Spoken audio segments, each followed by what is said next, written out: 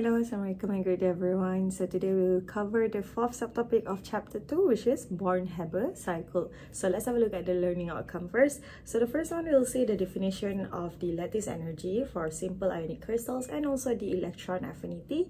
And then we'll have a look at the following effects to the magnitude of the lattice energy. Ada dua effect yang kita akan tengok, ionic charges and also ionic radii.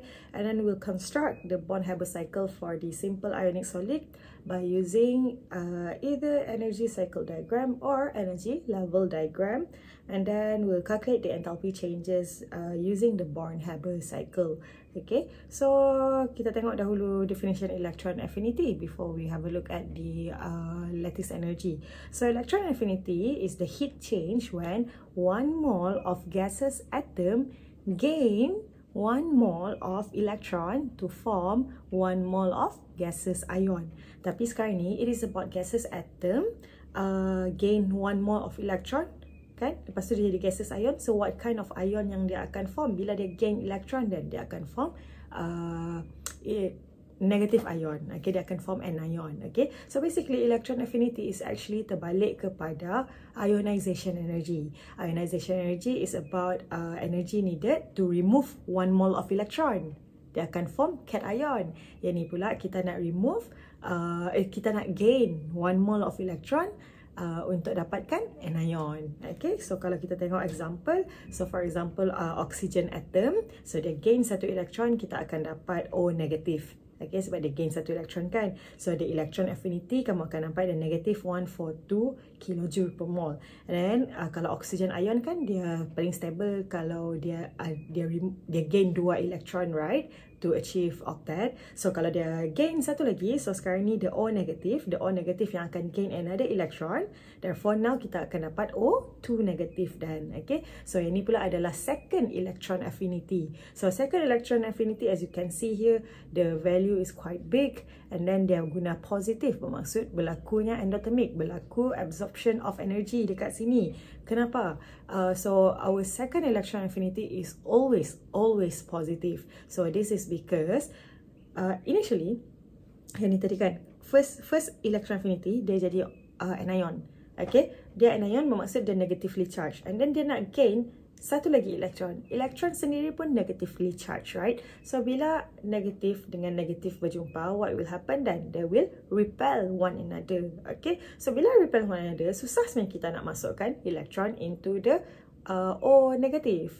Okay, so that is why in order to overcome the repulsive forces, dia akan absorb a big amount of energy, okay, untuk dia masukkan 1 lagi elektron tu nanti. So that is why our second electron affinity is always a positive value. Okay.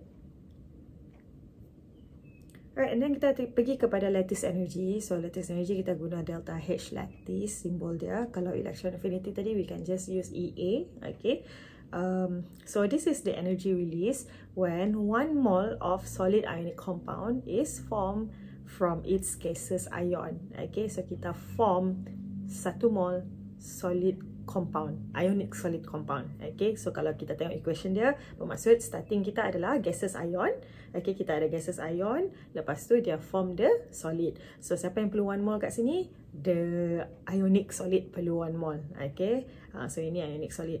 And then kita ada juga terbalik kepada lattice energy yang kita panggil sebagai so yang ni delta H lattice dia adalah negative 771 kJ per mole. So kita ada terbalik kepada lattice energy ni, kita panggil sebagai lattice dissociation energy. So dia letak simbol negatif delta H lattice dekat situ. So lattice dissociation energy bermaksud dissociate kan, kita dissociatekan something, bermaksud initially benda tu together and then kita dissociatekan dia. So basically dia terbalik kepada yang lattice energy yang kita baru belajar tadi. So ini adalah energy required to completely separate 1 mole of solid ionic compound into its gaseous ion. Tapi kat sini masih lagi kita punya ionic solid tu yang kena 1 mole.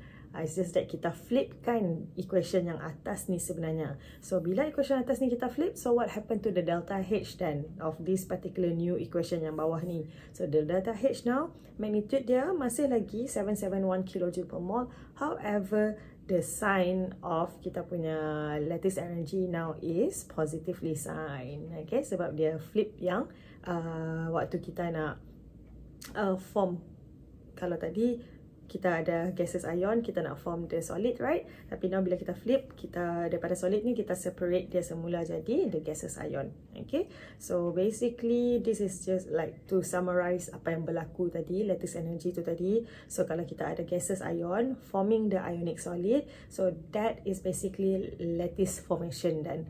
Okay, so negative 771 kilojoule per mole. Tapi kita tak panggil dia lattice formation lah. We just call it as lattice energy. Okay, so lattice energy is always about forming the solid, ionic solid. Okay, meanwhile kalau daripada the ionic solid kita pergi balik kepada the gaseous ion, itu dipanggil sebagai lattice dissociation. So you can see, sekali lagi Miss ulang balik, no change in terms of the magnitude, only the sign akan berubah. Okay, so the magnitude of lattice remains but its sign changes. Okay, so next kita nak tengok apa sebenarnya efek kepada magnitude bila kita tengok ada dua faktor ni sebenarnya. Okay, so a larger lattice energy indicates that a higher stability of the ionic compound and higher strength of ionic bond in the ionic crystal. Lagi besar magnitude dia, okay, tak kisah last sign dia positif ke negatif, tapi lagi besar value tersebut, it shows that the ionic solid is very stable. Okay, and it also shows that the ionic bond itself is very strong. Okay, so ada dua faktor yang main peranan kat sini. So kita akan tengok the first one, lattice energy is that inversely proportional to the ionic distance. Okay, so lagi besar ionic distance tu bermaksud lagi rendah lah, lagi rendah lah lattice energy dan. Tapi kalau we have a shorter distance between the ion, and then bermaksud in terms of lattice energy dia lagi tinggi. So kalau lattice energy dengan ionic distance inversely proportional. And then satu lagi factor adalah kita tengok charge of ion tu. So charge of ion tu kalau dia lagi besar, bermaksud lattice energy pun lagi besar. Maksudnya macam K+, Mg2+, macam tu kan. So Mg2+ tu lagi besar charge dia. Okay, sebab 2+ tu tadi. Okay, so kita tengok contoh lah. Okay, so the magnitude of lattice energy increases as the ionic radii decrease. Okay, bermaksud the ions get closer to one another. So kita ada dua ion kan, kita ada cation ion dengan anion. Okay, so bila dia besar dia punya radii, bermaksud the distance daripada tengah-tengah point tengah-tengah dia tu, distance dia jadi besar. Tapi kalau dia kecil, okay, kalau ionic radii dia kecil, bermaksud distance is closer. Tapi kalau dia besar, the distance is larger. Okay, so in terms of charge pula, kalau kamu tengok lattice energy increases, bermaksud the ionic charge increase. Okay, so the ions attract each other more strongly kalau kamu nampak charge dia lagi besar sebenarnya. Okay, so for example kat sini kita tengok NaCl dengan NaBr. Kita fokus more on the anion part, Cl- dengan Br-. As you can see, the lattice energy of NaCl is higher compared to NaBr. So why is that? So kalau kita tengok in terms of radius, so sodium ion tu dia punya radius 0.095. Okay, tapi kalau bandingkan antara Cl negatif dengan Br negatif, the Cl negatif is shorter compared to Br negatif kan. Br negatif is longer dia punya radii. So kalau kita lukis lah, okay, so kalau kat sini kita boleh nampak yang the distance daripada point tengah Na ni kepada point tengah Cl ni, the distance between NaCl is shorter in comparison to distance between Na dengan Br. Okay, so kalau distance yang lagi kecil, bermaksud lattice energy akan increase dan because they are inversely proportional to one another kan. Ionic charge dah sama, dua-dua negative 1. So kita tak boleh cakap pasal faktor charge dekat sini. So apa satu lagi faktor yang memperanan? The radii dan. Okay, so ionic radius for Cl negative is shorter than Br negative, therefore the distance becomes smaller. So kita akan nampak yang kita tahu yang lattice energy is inversely proportional to the ionic distance. So kita boleh cakap yang NaCl punya lattice energy is higher compared to the NaBr punya lattice energy. Okay, so kalau kita tengok in terms of ni Yang ni pun masih lagi pasal ionic radius lah. Okay, ionic radius kalau antara LIF ni, as you can see, the ionic radius is only 209 picometer. Okay, kalau kita tengok KBR pula, KBR has the longest ionic radius. Okay, dia ada 334 kat sini. So, dia longest, bermaksud lattice energy dia yang paling rendah. Yang ni pula shortest, as you can see, the lattice energy dia yang paling tinggi. Okay, so ni kamu boleh baca sendirilah. Okay, and then kalau Miss nak cakap pasal charge pula, okay, so kita tengok example ni. So, explain why the lattice energy of MgO has higher magnitude than lattice energy for Na2O. So, kat sini kita akan compare apa? Dan kita akan compare Mg dengan Na. We cannot compare oxygen lah. Okay, sebab oxygen dua-dua O2 negatif, O2 negatif. Tapi what about kita punya Mg dengan Na? Mg, Mg2+. Na. So, adakah dekat sini yang main peranan pasal ionic radius? Kita tak perlu pergi kepada situ. Kita boleh terus pergi straight kepada ionic charge. Mg2+ has a higher charge, right? Okay, compared to Na+. Okay, so that's why the lattice energy of the MgO is higher compared to Na2O. Okay, because sebenarnya dia ada kaitan juga dengan size lah. Mg2+ sendiri, since they remove 2 electron, right? So of course the size is smaller actually. Okay, and then tapi kita focus more on yang paling nampak obvious is actually the charge lah. And then at the same time Mg2+ itself has a higher charge, so that's why the lattice energy is higher untuk MgO compared to Na2O. Okay, so this is just to kita flashback balik pergi chapter dekat dalam semester 1. Okay, just have to remember that from left to right of the periodic table, the size becomes smaller. Even untuk ions pun kita boleh apply yang sama. Kalau among cations, the size becomes smaller across the period.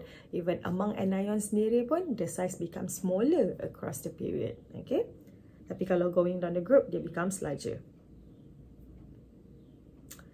Alright, okay, so kita masuk kepada the Born-Haber Cycle. Okay, so Born-Haber Cycle pula is a cycle of reaction used for calculating the lattice energy of ionic crystalline solid that cannot be determined through experiment. Okay, jadi kita tak boleh nak direct terus cari lattice energy, tapi kita kena buat a few reaction steps. Okay, so baru kita boleh calculate the lattice energy. Dan so it is introduced by these two German scientists called Max Born and also Fritz Haber.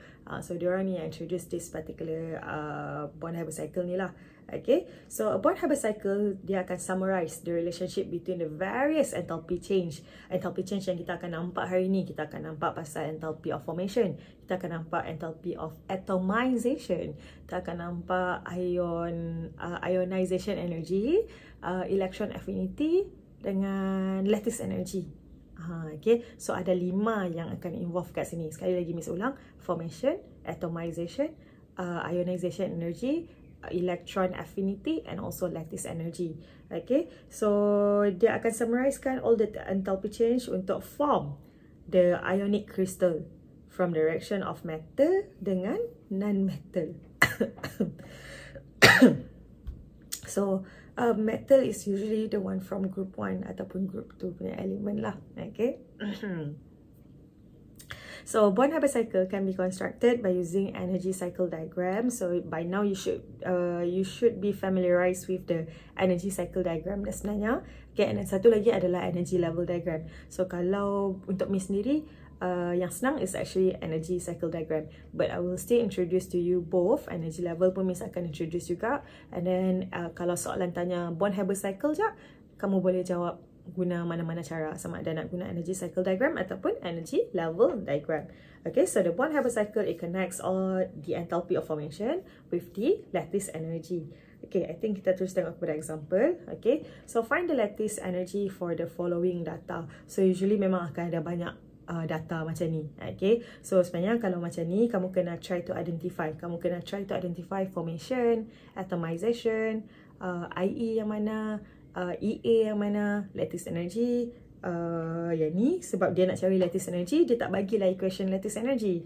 Bermaksud yang tu kamu kena cari sendiri dan okay. So daripada sini, yang the first one, K solid pergi ke K gas. Bermaksud ini adalah atomization. Atomization untuk kita punya metal. Okay, and then K gas, dia release electron. Release electron bermaksud itu adalah IE. Okay, ionization energy. And then kalau kita tengok yang ketiga ni pula, daripada Cl2 Cl2 ni sepatutnya Cl2 gas ni, bukan solid. Cl2 pergi Cl gas. Dia hasilkan atom. Okay, ini adalah atomization, tapi untuk yang kita punya non-metal. Okay, and then kita ada Cl, dia gain satu elektron. So, kalau gain satu elektron, itu adalah electron affinity. Okay, and then last kali kita ada K solid plus half of Cl2 producing KCl. So, ini adalah formation. Okay, so kita tak ada lattice energy kat sini. So, kita kena tahulah equation kalau untuk lattice energy ni. By now, you should know that. So, siapa kita punya ionic solid? Ionic solid kita adalah KCl. Bermaksud kita nak form KCl. So, kalau lattice energy ni, it is about daripada gases ion menghasilkan the solid, right? So, kita akan ada K plus gas tambah dengan Cl minus gas dan. So, ini lattice energy yang dekat sini yang kita nak kena cari dan. So, now Miss akan tunjuk dekat kamu by using energy cycle diagram dahulu. Lepas tu Miss akan tunjuk dekat kamu kalau kita guna energy level diagram pula. Okay? So, since kita ada banyak information kat sini kan, kita ada F, A, E, I, E dengan L. Okay, so apa turutan dia? Always starts with formation. Okay, kita akan start with formation. Okay, lepas tu senang cerita dia adalah file lah, file. Okay, so dia sebenarnya adalah formation. Kita akan guna formation dahulu, and then kita buat atomization. Sebenarnya kita fokus on metal dahulu. Okay, so kalau metal dia akan ada involve ionization energy, and then kita akan pergi balik kepada atomization untuk non-metal pula. Lepas tu kita pergi kepada electron affinity untuk non-metal, and last kali kita pergi kepada L. Okay, kamu akan nampak ni nantilah. Okay, file ni. Alright, so kita tengok dulu kalau nak guna energy cycle diagram. So macam Miss cakap tadi, start with formation dahulu. So tulis the first equation. Okay kelas, sekejap. Kalau kita pergi balik, ada involve 6 equation kat sini kan. 6 equation termasuk ni yang lattice punya equation yang Miss baru tulis ni tadi. Okay, so bermaksud dalam kita punya energy cycle diagram ni pun kamu akan nampak ada 6 kali arrow itulah. Okay, so first start with the formation, enthalpy of formation. So Miss just letak dia sebagai delta H1. Senang nanti kita nak buat calculation yang last kali.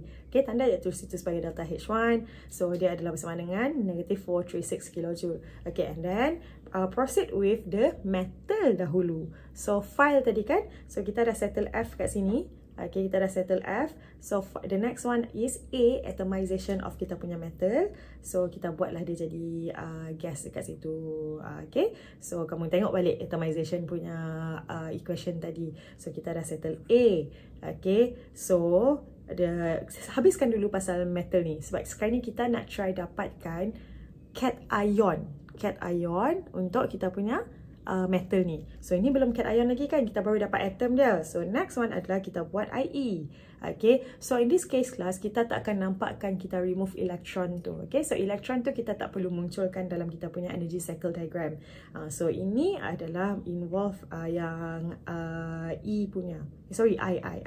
Okay, ionization energy. Okay, and then kita pergi balik kepada kita punya non-metal, sebab kita dah dapat dah cation yang kita nak tu. Okay, so kita pergi balik kepada non-metal. So daripada non-metal ni, sebab dia belum lagi atom kan, so kita akan atomizekan dia. So kita atomizekan the Cl2 supaya dia jadi Cl gas. So dia jadi atom sahaja, Cl atom. Okay, tapi since this is non-metal, so the next one, kalau kita nak jadikan dia ion, dia akan involve electron affinity. Okay, so dia akan involve electron affinity kat sini. Okay, so Cl minus gas kat sini. So now we have the desired cation and anion untuk form the ionic solid kan. So once kita dah have the desired cation and anion in the gas form, so kita tambahkan dia together. Okay, and then kita buatlah arrow untuk merujuk kepada lattice energy. So delta H6 dekat sini, this is actually the lattice energy sebenarnya. Okay, so by applying Hess's law, so you should be able to identify berapa sebenarnya lattice energy kat sini. Okay, nanti kita akan tengok juga by using like Hess's law tu. So basically this is the energy cycle diagram. Kalau nak buat arrow arrow straight macam ni, tak masalah. Okay, jap, boleh jap. Okay, tapi sebab kalau Miss buat straight macam ni, okay, serong macam tu, nanti dia kacau yang 364 ni kan. So buatlah macam ni, doesn't matter lah. Okay, yang penting sekarang ni kita boleh nampak ada 6 equation dalam kelas, 6 equation. So first one, formation. Oh sekejap, sorry, ni file, settle dah file kita tu tadi. Okay, so the first one adalah formation. Okay, and then atomization untuk metal, atomization untuk non-metal, and then kita ada ionization energy yang involve electron affinity. Dan kita ada yang keenam, ada involve lattice. So ada 6 equation in total yang kita boleh nampak dalam energy cycle diagram ni. Okay, so basically we are applying apa yang kita dah belajar dalam 2.3 sebenarnya. Okay, and then next, energy level diagram. So energy level diagram is slightly different. Okay, kenapa? Macam mana dia different a bit compared to energy cycle? So untuk method ni kita akan draw according to the enthalpy sign. So ada yang positif, ada yang negatif kan. So kalau yang negatif bermaksud kita akan tunjuk arrow ke bawah. Tapi kalau yang positif, kita akan tunjuk arrow dia ke atas. Okay, tapi steps dia masih sama kelas. Steps dia masih lagi kita guna steps file tu tadi. Okay, kita guna F. Kita akan guna F. Kita akan guna A, I, E, L. Okay, untuk completekan kita punya energy level diagram ni. Tapi energy level diagram dia ada y-axis dia. Y-axis dia kita label sebagai enthalpy. Okay, spelling ni enthalpy. Okay, and then the first one, formation kan, formation. So apa yang kamu akan buat kat sini adalah buat arrow ke bawah. Sebab kalau kamu tengok, rujuk balik equation yang dekat example tu tadi, kita boleh nampak value untuk formation ni negatif kan, bermaksud dia akan ke bawah dan. So this is the reactant, and then kita tulis dia punya produk dekat bawah ni. Okay, so labelkan delta H1. Okay, tuliskan. Okay, and then the next part adalah kita nak atomize kan. Okay, kita atomize apa? Atomize one by one lah. Atomize the metal first. Atomize metal. Okay, and then kita ubah metal punya bahagian saja. Yang kita punya non-metal ni kita tak kacau kan? Okay, so kalau kita tak kacau, dia masih lagi half Cl2 gas. Tapi what about kita punya metal? Metal kita daripada K solid, sekarang ni dia jadi K gas dah. So maksud berlakunya atomization kat situ. Okay, so delta H2 equals to 90. So perasan tak ada something lagi yang macam a bit specific kat sini in terms of jarak dia tu. Negative 436 as you can see, dia guna besar dekat sini jarak dia. And then the next one yang atomization ni 90 is basically 1/4 of the 400 something kan. So even the size dekat sini pun lain. So untuk energy level diagram ni dia agak specific in terms of the size of every level tu, based on the magnitude of the enthalpy. Okay, memang kena buat sebab kalau kamu tak nampakkan jarak-jarak tu, kamu sama ayat semua, jadi salah nanti. Okay, sedangkan susunan kamu dah betul dah. Okay, so sayang. Okay, the next one class, ala-ala kita settlekan A je dululah. Okay, kita settlekan atomization. Jap. No, I think this one dia settlekan ionization energy. Yes, dia settlekan ionization energy. Dia fokus untuk metal je dulu. Okay, so untuk energy level diagram, kita kena nampakkan di elektron. So ada bezalah dengan energy cycle diagram. Energy cycle diagram kita tak nampak the elektron. Okay, tapi untuk yang ni kita nampakkan di elektron. Okay, so letaklah the energy kat situ, labelkan. Okay, so dah settle kan? We have the desired K ion already, the cat ion already. Okay, so now baru kita fokus kepada the non-metal then. So non-metal, apa yang kita kena buat? Atomizekan dia dulu. Okay, sebab dia kita belum atomizekan lagi Cl2 ni. Dia masih lagi dalam bentuk molekul, belum lagi atom. So kita atomizekan dia. So now kita dah dapat Cl gas kat sini. Okay, elektron tu masih ada? Masih ada. So itu delta H4. Okay, and then next kita nak buat electron affinity untuk kita punya Cl atom ni. Electron affinity, the first electron affinity, kamu akan nampak dia turunkan value dia, negative value, bermaksud dia akan turun balik dan okay, so labelkan. So labelkan. So now kita dah dapat Cl minus ion kat sini.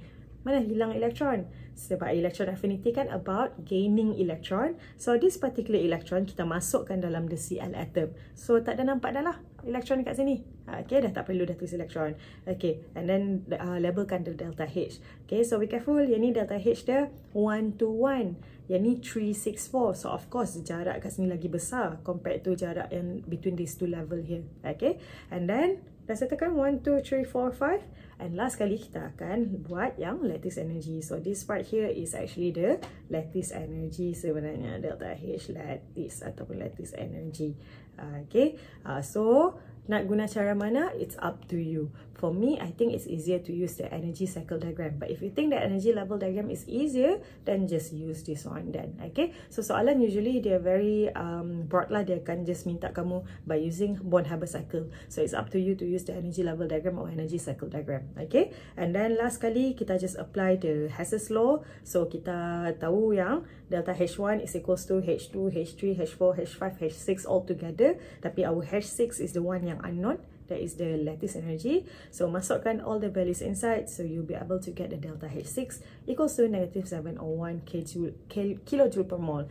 And I think bila kamu nampak arrow tu ke bawah, sepatutnya kamu tahu sign dia sepatutnya memang negatif lah. Okay, and memang bila kita calculate pun kita terus akan dapat a negative value dekat kita punya lattice energy ni. Okay, so let's have a look dekat example tu. So example tu is slightly different. Kenapa dia slightly different? Sebab dia tak bagi dekat kamu equation. Okay, so dia tak bagi equation, dia just bagi tahu enthalpy of formation blah blah blah, enthalpy of sublimation, first ionization energy and so on. Okay, so daripada sini bila sublimation ni kelas, sublimation ni this is basically atomization lah sebenarnya. Sublimation ni adalah daripada solid pergi ke gas kan, solid ke gas. So sebenarnya dia sama je dengan atomization sebenarnya kat sini. Okay, so kita ada first ionization energy, electron affinity. Okay, then construct Born-Haber cycle to determine lattice energy. Sekali lagi kita nak determine lattice energy. So I will show to you the equation first. Okay, equation involved adalah so buat dulu yang first tadi adalah formation. Okay, and then kita ada atomization, and then kita ada first ionization energy, and then kita ada atomization untuk non-metal, and then kita ada electron affinity.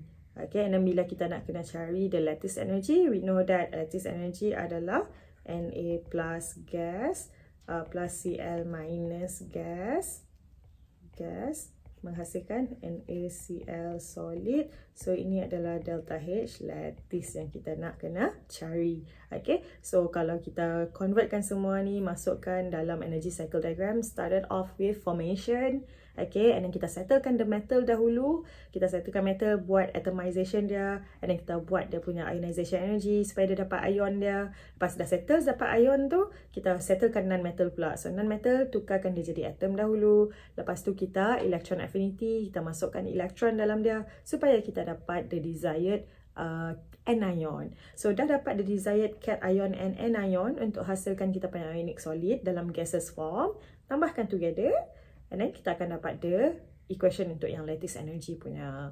So settlekan guna Hess's law dan lepas tu. Okay, ini energy level diagram. So I'll just show to you. Yang ni again sekali lagi ni enthalpy. Ada H kat sini. Okay, sekali lagi spelling kat situ. Okay, so first started off with formation here class. Formation. Okay, ini adalah enthalpy formation. Lepas tu kita pergi kepada atomization untuk kita punya sodium metal dahulu. Okay, lepas tu kita terus proceed kepada the ionization energy. Okay, so letak elektron dekat situ, and as you can see kita tak kacau lagi Cl kita kan. So Cl kita masih sama aja. Kita ulang balik lah Cl tu, tapi kita punya metal berubah. Metal daripada solid atom kepada gas atom kepada gas ion. Okay, and then baru sekarang ni dah settle cation kita, kita settlekan kita punya non-metal pula. Try dapatkan the the atom untuk kita punya non-metal. Okay, and then kita akan masukkan the electron into the non-metal. So now you get your desired anion. Okay, and then dah settle yang tu, and then kita akan dapat the lattice energy punya bahagian. Okay, so guna Hess's law untuk selesaikan the lattice energy punya value. Okay, alright, so example 3 ni pula. Example 3 Miss akan buat together dengan kamu. Okay, tapi Miss akan just tunjuk untuk energy cycle diagram sahaja. Okay, in case kamu tak dapat pick up yang all the animation just now kan. So Miss akan tulis one by one. Okay, so we have to construct Born-Haber cycle to calculate the lattice energy of CaF2. Okay, but the difference between the first two example is the first two example involve cation and anion yang 1 charge dia. Positive 1 dengan negative 1. Bermaksud ionization energy muncul sekali je, EA pun muncul sekali je. Okay, tak ada second IE ataupun second EA. Okay, tapi yang ni kita involve ada berapa benda ni? Ada Ca2 plus dengan F negatif. Kita ada Ca2 plus. Bermaksud ada 2 kali ionization energy dekat sini. Okay, so sebelum kita proceed with the Born-Haber Cycle, nak masukkan dalam energy cycle diagram, then let's just try to identify apa type of enthalpy untuk setiap equation ni. So Ca solid pergi Ca gas, itu adalah atomization. Okay, and then F2 pergi F gas, itu adalah atomization juga untuk non-metal. And then Ca pergi Ca plus, itu adalah IE. Tapi ini adalah IE1 class untuk menghasilkan Ca plus. Tapi lepas tu daripada Ca plus kita remove satu lagi elektron, so dapat Ca2 plus. So ini adalah IE2. Okay, second ionization energy. And then kita ada F gain electron, bermaksud ini adalah EA. And yang last kali kita ada formation. Okay, so jom kita buat sama-sama. So Mrs. letak dekat bawah ni tadi. So first kita started off with kita punya formation kan.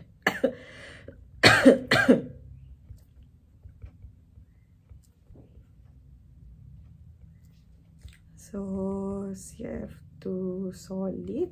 Okay, so ini adalah delta H1 equals to negative 1220. Okay, alright. And then kita settlekan kita punya cation dahulu. So metal. Jadi yang ni kita jadikan dia Ca gas dahulu kan. So that would be the first one, delta H2 equals to 178. Okay, and then daripada situ kita guna the first IE. The first IE adalah delta H3 equals to first IE positive 590. Okay, and then kita ada, so bila first IE ni dia jadi Ca plus gas, tapi that is not our desired cation. Our desired cation is Ca2 plus. Okay, untuk calcium. So kita jadikan dia Ca2 plus, bermaksud dia undergoes another ionization energy. So ini kita letak delta H4, so equals to, so the second ionization energy adalah positive 1150. Okay, so dah settle lah kita punya desired cation yang kita nak. So now kita pergi kepada fluorine. Okay, so untuk fluorine kita ada dekat sini, kita ada fluorine gas. Okay, fluorine gas. So kita nak jadikan dia sebagai atom. Okay, so kita nak jadikan dia sebagai atom. So kita kena buat dia jadi fluorine atom macam ni kan. Okay, tapi kelas, be careful. Okay, yang ni kalau kita tengok balik, equation dia yang dia bagi adalah 1/2 of F2 solid menghasilkan fluorine atom. 1 mole of fluorine atom. Okay, sebab dekat sini ini adalah untuk 1 mole of fluorine atom. Okay, but then kalau kita tengok balik formation ni, ini adalah equation untuk formation kan. So kita tak boleh kacau dah fluorine yang atas ni. Okay, so kita tak boleh kacau yang ni. So yang ni kena remain sebagai 1 mole. Sebab kalau kamu kacau yang ni nanti akan terganggu. Yang ni dah tak jadi 1 mole. So untuk formation, yang ni perlu 1 mole kan. Okay, so apa yang kita kena buat adalah, so since kita nak jadikan dia 1 mole, satu je gas atom dia, sedangkan atas ni ada 2 F kan, bawah ni ada 1 F, bermaksud apa yang kita kena buat adalah kita akan hasilkan 2 mole of fluorine atom dan. So tapi kalau kita hasilkan 2 mole of fluorine atom, so apa yang berlaku dengan delta H dia? So basically apa yang kita buat dekat second equation sini, yang atas ni, basically kita darab 2 kan the whole thing. So apa jadi dengan delta H dia? So our delta H5 ni adalah bersamaan dengan 2 darab 159 dan. Okay, so yang ni kena darab 2 lah. Okay, the whole thing tu kena darab 2. Okay, and then kita ada F negatif. So F negatif, mana F negatif? This one, F gas, jadi F negatif kat sini. So terus jadi F negatif kan, bermaksud that is our desired ion. Okay, tapi since kita ada 2 F atom kat sini, bermaksud kita akan hasilkan 2 F ion kat sini. Okay, bermaksud apa berlaku dengan delta H kat sini? Delta H kat sini pun kena darab 2 dan. Okay, so delta H yang ke-6 kat sini kita ada 2 times negative 328 dan. Okay, so dah settle, kita dah ada our desired ion kat sini. Okay, so Ca2 plus dengan F minus kat sini. Okay, so kita pluskan together and then kita akan dapat the delta H7 which is equals to kita punya delta H lattice that. Okay, so this is the energy cycle diagram yang based on information yang ada kat sini. Okay, so Miss just tunjuk. Okay, so ni kita letaklah. So total upkan semua. So you get negative 2800 kJ per mole. Okay, so untuk yang ni Miss tak tunjuk dia punya energy level diagram. Okay, Miss straight away guna energy cycle diagram sahaja. Okay, and then now try this 9.0. Okay, so try this 9.0. Miss nak kamu try buat yang ni. Okay, tapi specifically Miss nak kamu buat dalam bentuk energy cycle diagram. Okay, energy cycle diagram untuk try this 9.0 ni. Energy cycle diagram. Okay, sebab Miss dah bagi contoh kalau untuk dia punya energy level diagram kat sini. Okay, so energy level diagram ni Miss terus bagi contoh untuk try this 9.0. Tapi Miss nak kamu try buat sendiri the energy cycle diagram. Okay, tapi apa beza dekat sini pula? Okay, so this time round kita ada copper oxide. Copper oxide adalah CuO kan. So kita ada Cu2 plus dengan O2 minus. Okay, bermaksud ionization energy, as you can see kita ada first dengan second untuk ionization energy kita. Even kita punya electron affinity pun ada first and second. Okay, jadi beza dia sebenarnya adalah dekat sini sebenarnya Miss just nak tunjuk dekat bahagian ni in case kamu tak perasan kan. Okay, so kita started off with the formation and then kita started off with atomization untuk copper. Lepas tu kita terus ionizekan dia, tapi ini adalah the first yang ni dia atomizekan dulu the oxygen. Okay, doesn't matter sebenarnya kita nak arrange yang macam mana sekalipun. Okay, so ni dia settlekan atom for both, atomization untuk both metal dengan non-metal dahulu. Okay, and then baru dia settlekan the first ionization energy untuk copper. So dapat Cu+, tapi Cu+ is not our desired ion kan. We want Cu2+, bermaksud we have to do the second ionization energy pula. So Cu2+, so now kita punya elektron, tadi initially ada satu je elektron, now kita dah release 2 elektron sebenarnya.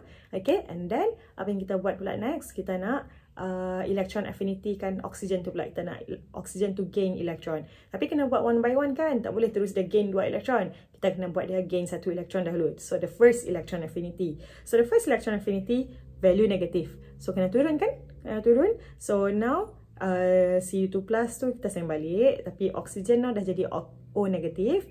Elektron pula dah tinggal satu je, sebab satu elektron tadi dah masuk oxygen, sebab tu dia jadi O negatif. Tapi what about second electron affinity? So be careful. Second electron affinity value dia adalah positif. So positif dia kena naik atas. Okay, so bila positif, so dia akan jadi macam ni. Okay, so dia akan naik atas. So now kita ada Cu2+ dengan O2 negatif. So we have the desired cation and anion. Bermaksud daripada kita punya level yang atas kali ni, daripada situ terus ke bawah sampai bawah sekali tu. So that would be your delta H lattice then. Okay, so ini adalah energy level diagram untuk yang try this 9.0. But I want you to show the energy cycle diagram untuk 9.0. Okay, and there's another try this question class. So yang ni tak diberi kepada kamu equation. You have to write the equation on your own. Okay, so untuk yang ni is up to you. You want to use the energy level diagram or you want to use energy cycle diagram. It's really up to you. Just choose one. Tak perlu buat dua-dua.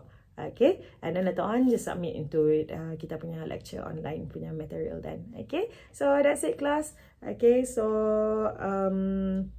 yep, just try to remember the steps. Okay, it's always kita start dengan formation dahulu. Okay, and then the next one adalah atomization. Okay, untuk both kita punya metal and non-metal, and then kita buat IE, ionization energy, untuk metal sahaja supaya dia jadi cation, and then kita settlekan electron affinity untuk non-metal supaya dia jadi anion, and dah settle, dah dapat our desired cation and anion, barulah kita proceed dengan the last one which is lattice. So usually this question memang akan tanya pasal lattice energy. Okay, so that's it. Alright, thank you. Assalamualaikum.